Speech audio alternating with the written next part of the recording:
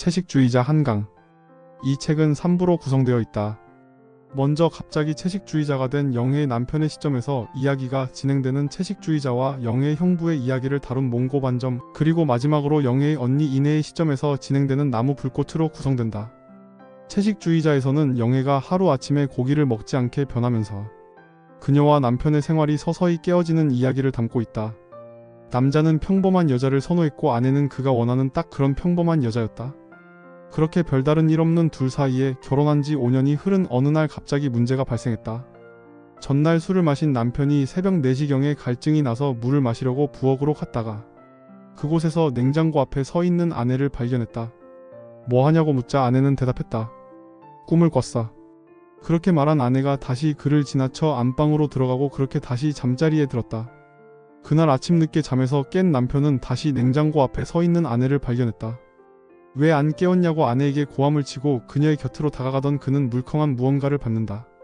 그녀는 냉장고 안에 보관하고 있던 쇠고기와 돼지고기, 그리고 오징어들과 손질된 장어에 이르기까지 식재료들을 쓰레기 봉투 안에 담고 있었다.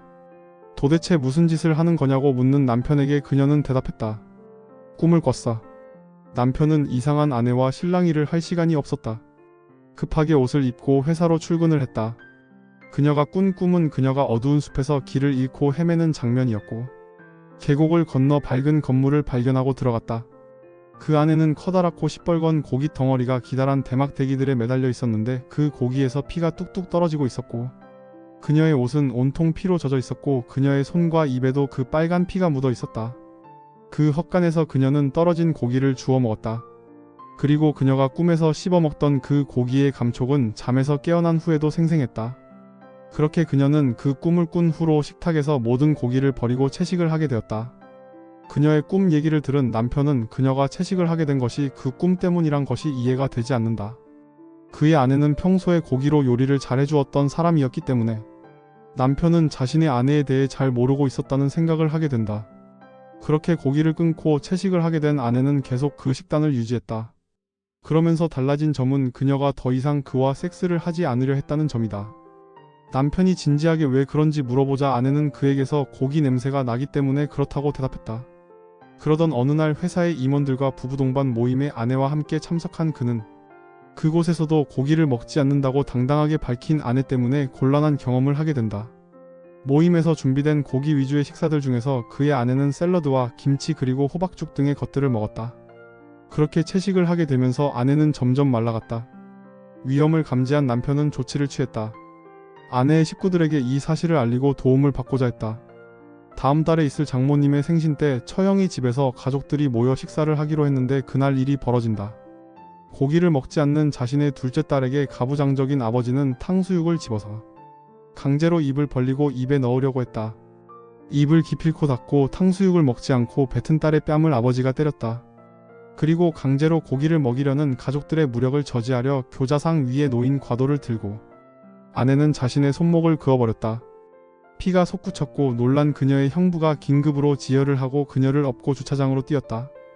병원에 입원한 그의 아내는 장모가 가져다 준 한약도 먹지 않았다. 그러던 어느 날 늦은 아침에 간이 침대에서 눈을 뜬 남편은 침대에 아내가 보이지 않자 그녀를 찾으러 밖으로 나간다. 그리고 분수대 옆 벤치에 무언가를 보기 위해 사람들이 모여있는 것을 보게 된다. 사람들 사이를 파헤치고 사람들이 보고 있는 곳을 보니 그곳에는 상의를 벗고 벤치에 앉아있는 아내가 보였다. 아내는 손에 무언가를 쥐고 봉합한 부위를 혀로 핥고 있었다. 남편은 그녀에게 다가가 벗은 상의로 몸을 가리며 물었다. 왜 옷을 벗고 있냐고. 그러자 아내는 대답했다. 더워서 벗은 것뿐이야. 몽고 반점에서는 영혜의 형부의 시점으로 이야기가 진행된다.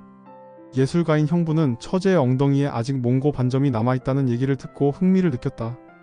그리고 그건 점점 발전해서 그의 성욕을 키우고 있었다. 그는 꼭 하고 싶은 것이 하나 있었는데 그것은 몸에 그림을 그린 남녀의 성교를 캠코더로 찍는 것이었다. 그는 그 영상의 여주인공으로 자기 처제를 생각한다. 처제가 병원에서 퇴원하고 자신의 집에서 잠시 머물다 따로 방을 얻어나가자 그는 처제에게 연락해서 일자리를 제안하는 형식으로 처제에게 은근한 제안을 한다. 자신이 작업을 하는데 모델이 되어달라는 내용이었다. 처제는 쉽게 수락했고 남자는 작업실을 빌려 처제를 불렀다. 그리고 처제의 벗은 몸 위에 그림을 그리고 그걸 캠코더로 찍었다. 그의 목표는 이게 아니었다. 그는 성교 장면을 찍고 싶었다. 그래서 처제를 찍은 작품을 후배 제이에게 보여주자 후배가 흥미를 보였다. 그는 후배 제이에게 남자 모델이 되어달라고 제안하고 제이는 수락한다. 촬영하기로 한 날 처제와 제이가 작업실로 찾아왔다. 제이의 벗은 몸에 그림을 그리고 그는 처제와 제이에게 성교의 흉내를 내도록 요구한다. 그들의 움직임에 자극받은 남자는 후배에게 실제로 해줄 수 있냐고 물어보자 제이는 화를 내며 옷을 입고 작업실에서 나가버렸다. 그리고 처제가 후배와 진짜로 하고 싶었던 이유가 그의 몸에 그려진 그림 때문임을 듣고 나서 그는 차를 몰아 후배 피를 불러내 자신의 몸에 그림을 그려달라고 요청한다. 피는 부탁대로 그려주자 남자는 처제가 사는 집으로 찾아간다. 그리고 처제와 섹스를 하며 캠코더로 그 장면을 촬영한다. 늦은 새벽까지 그러다 잠이 들은 남자는 오후에 일어나 식탁에 누군가를 본다. 식탁에 앉은 그의 아내가 자신의 캠코더에 찍힌 영상을 보고 있다. 나무 불꽃은 주인공 영의 언니인 인의 시점으로 이야기가 진행된다. 채식을 하면서 점점 정신적으로 문제가 생긴 영애를 그녀는 버릴 수가 없었다. 자신의 동생과 바람을 핀 남편과 영애를 정신병원에 입원시키지만 남편은 정상임을 입증하고 병원에서 나와 행방을 감추었다. 정신병원에 입원한 동생 영애는 자신이 밥을 먹지 않아도 살 수 있다고 말한다. 그러면서 밥을 먹지 않으며 점점 말라 죽음을 향해 가게 된다. 병원에서는 억지로 식사를 하게 하려고 하지만 정신분열증에 거식증까지 겪고 있는 동생을 병원에서는 감당하기 힘들다는 얘기를 듣는다. 병원에서는 마지막 시도로 영애의 코에 튜브를 삽입해서 식도로 음식물을 넣으려고 시도했다. 그러나 완강히 거부하는 영애는 발악을 하다 입에서 피를 토하며 위출혈을 일으켰다. 병원에서는 구급차에 그녀를 태우고 언니 이내와 함께 서울의 큰 병원으로 이송한다. 구급차 안의 침대에서 눈을 뜬 영애는 언니에게 말한다. 어쩌면 꿈인지 몰라. 꿈에서 깨고 나면 그게 전부가 아니란 걸 알게 되지. 언젠간 우리가 깨어나게 되면 그때는 그렇게 공허한 눈을 뜬 채 침대에 누운 동생의 옆에서 이내는 그녀를 바라보며 구급차는 달린다. 꿈에서 시작된 그녀의 고기에 대한 거부감은 서서히 그녀를 죽음으로 몰아가는 시작이 된다.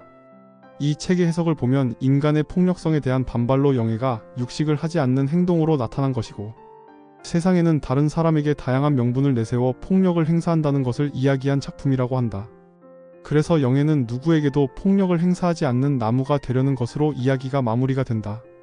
충격적인 스토리와 폭력성에 대한 작가의 고민이 소설을 통해 조금이나마 전달되고 있는 책이라고 생각한다. 내용은 상당히 재미있는 책이다.